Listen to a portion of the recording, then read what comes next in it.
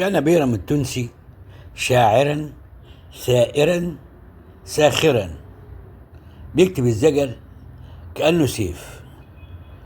اتولد في الإسكندرية سنة 1893 لأسرة من أصول تونسية. عاش حياة قاسية مليئة بالنفي والمراهقة. في آخر حياته أدى فريضة الحج، وهناك عند الكعبة تحول بيرم من شاعر الغضب إلى شاعر السكينة. شعر أن الروح اتغيرت، وكتب قصيدة من أعذب ما خرج من قلبه: القلب يعشق كل جميل، ويا ما شفت جمال يا عين، واللي صدق في الحب قليل، وندام يدوم يوم ولا يومين. راح لزكريا الشيخ زكريا أحمد، لأن القصيدة كانت خرجت من وجدانه، وقال له أنا عايزك تلحنها. وأم كلثوم عرفت، فبدأت تستمع إلى لحن الشيخ زكريا أحمد.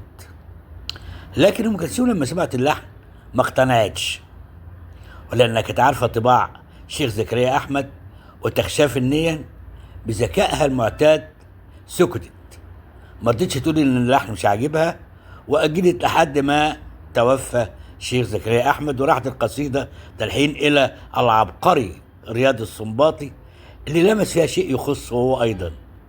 كان بيبكي وهو بيلحنها، ما كانتش مجرد أغنية، لا، هو بيقول إنها كانت حالة روحية كاملة. استخدم مقام البياتي اللي هو بيعطي اللحن بساطة غريبة، وسجلتها أم كلثوم سنة 1972. منذ اليوم الأول لم تعامل أغنية القلب يعشق كل جميل كأغنية طرب، لا، دي أصبحت تذاع في كل مناسبة دينية في شهر رمضان، خلال رحلات الحج لقلوب المتصوفة والعاشقين. على فكرة السر ما كانش في صوت أم كلثوم ولا في اللحن السنباطي، كانت من قلب شاعر تاب إلى الله وكتب ما يشعر به فعلا.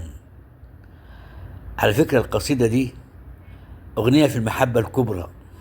أيوة، ترى الله في الجمال وتخاطبه بلسان بسيط، كلمات قليلة لكنها سكنت في أعماق الناس، لأنها خرجت من قلب صادق.